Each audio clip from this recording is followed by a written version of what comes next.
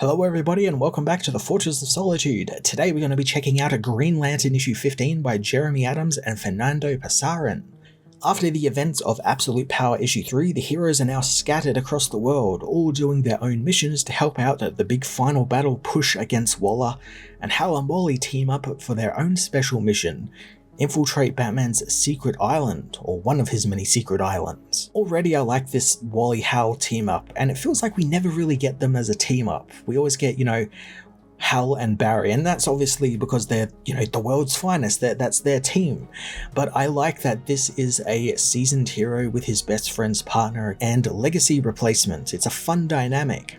Their banter is on point too, with Hal playing the careless blasé guy while Wally is a bit more worried about everything and anything, but then also comes around to having a little bit of fun himself because he's still, a young guy and still very headstrong in some ways. The island houses a hangar for some of Bruce's unused vehicles, including the Batwolf, a prototype jet that Bruce and Hal were unable to get working, with Hal citing the fact that it had the tendency to blow up when it goes real fast, something which a jet usually is known to do.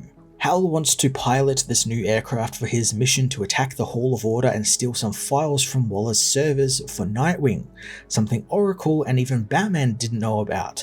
So activating the Batwolf like Hal does alerts Barb, who tries to turn the jet off remotely, but Hal of course has stripped out all of the safety measures and kill switches, leaving him just kind of planting himself on an active explosive rocket, which of course that's totally a Hal thing to do. I love the look of the jet as well. This is Fernando Pasarin doing some really cool design stuff here, and the jet is it's massive. It's absolutely huge. It's got these 4 wings and it makes it just look like a monster. It's heavily armored and it looks heavily armed as well.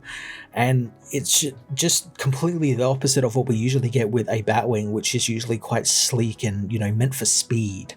But this is meant for the big business, and Pasarin scales it appropriately as well. It's just massive in all the shots it's in. Meanwhile, in Coast City, the hero Dove attempts to help a victim of a car crash, only to be surrounded by angry people who are still buying into Waller's anti-superhero propaganda and fake AI videos she's been pumping out into the world. And this is something that I think probably should have been dealt with first, something that I thought Lois Lane and her supporting cast would be tackling over in the Superman books, but until recently, that's not been the case.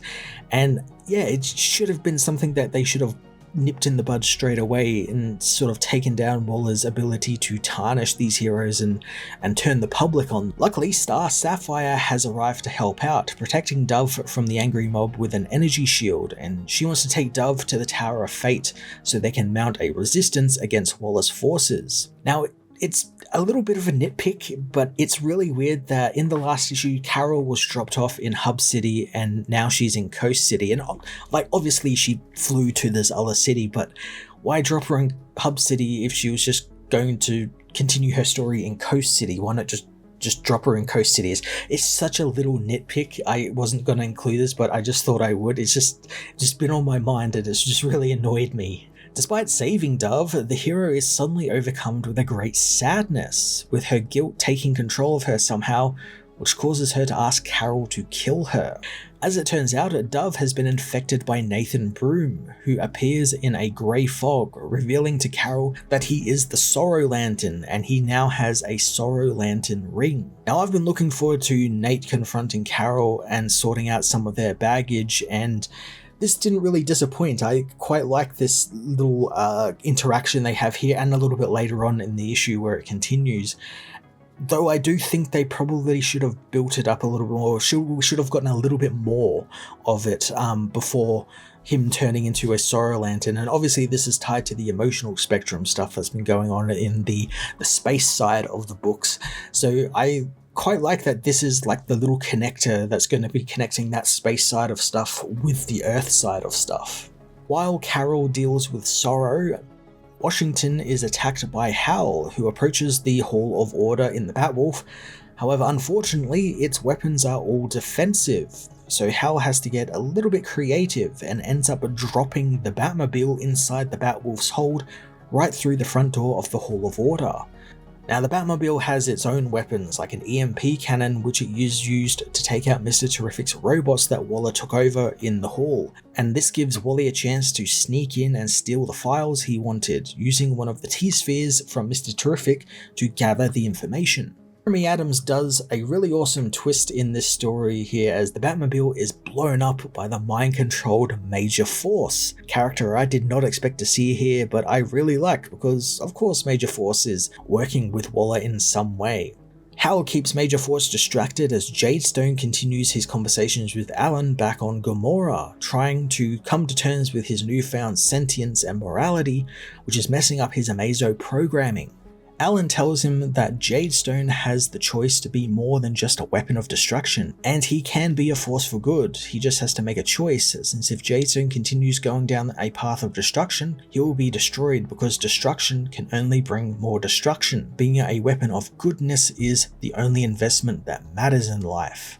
Jade Stone is ordered to defend the Hall of Order thanks to Hal and Wally's attack, but Alan leaves him with a hard choice to make. And again, it's so cool seeing Alan doing this stuff and being a hero even without his ring, inspiring another to do good and be a better person. Back in Coast City, Star Sapphire battles Sorrow and Nate attempts to corrupt Carol with his sadness and asks why did she choose Hal over him, and Carol finally realizes that for all his flaws, Hal is the man she loves. So I can't help but read Sorrow as kind of an incel. He's just whining about the girl not choosing him, you know, the nice guy over Hal Jordan, the jock Chad. There is that angle where the sadness has actually possessed him and Nate is not in control because of the emotional spectrum being all out of whack, like I said before. But the whole way it's portrayed makes him feel like a real incel, and I find that kind of funny. That's just really funny that there's this villain who's like an incel. It's hilarious.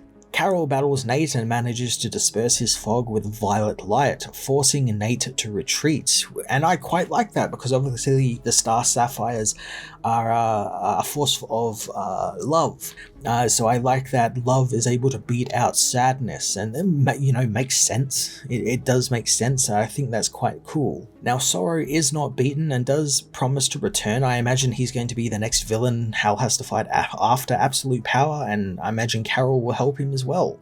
Hal isn't having as much luck as Carol has, as Major Force is pursuing him, having followed Hal all the way to Spain, where the power battery is hiding out underground. Major Force severely damages the Batwolf, but Hal is unexpectedly saved by Jade Stone, who has chosen life over destruction. As Jade Stone incapacitates Major Force, Hal attempts to get close to the power battery, but the Batwolf has reached its limit, just like Hal said, and he is forced to eject. The jet did its job though, and Hal got to the power battery, but he can't seem to recharge his ring, causing him to plunge to the ground when his oath does not work. Luckily, Jade Stone saves Hal again, citing that he's there to help. He informs Hal that the Starheart's energy and his conversations with Alan Scott have changed him for the better, and now he will become the protector of the battery, as Tom Kalamaku was before him. And Tom obviously got taken back into the green and was then taken by Waller and all her people, so the battery has just kind of been left kind of defenseless. And now Hal has a friend to protect it again, and he's able to recharge his ring and is reunited with Carol, who has arrived at the battery as well. Carol now understands the burden Hal has carried over the years with his ring and the responsibility that comes with it. The two Lanterns head off to go and help their friends as Jade Stone remains to protect the battery, given an impossibly huge sword for some reason. Which is really strange because we've never seen him with this weapon, and it's comically large. We only see it in the far background of the scene,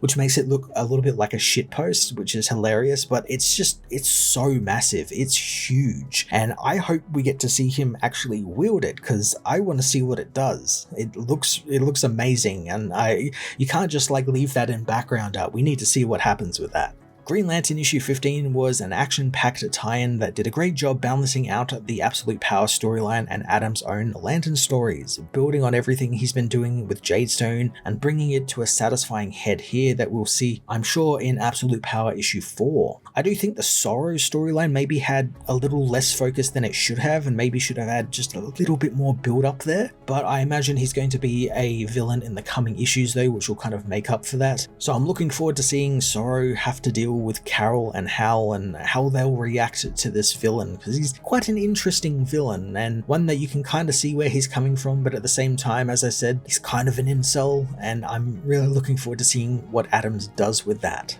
I'm going to give this issue a 9 out of 10.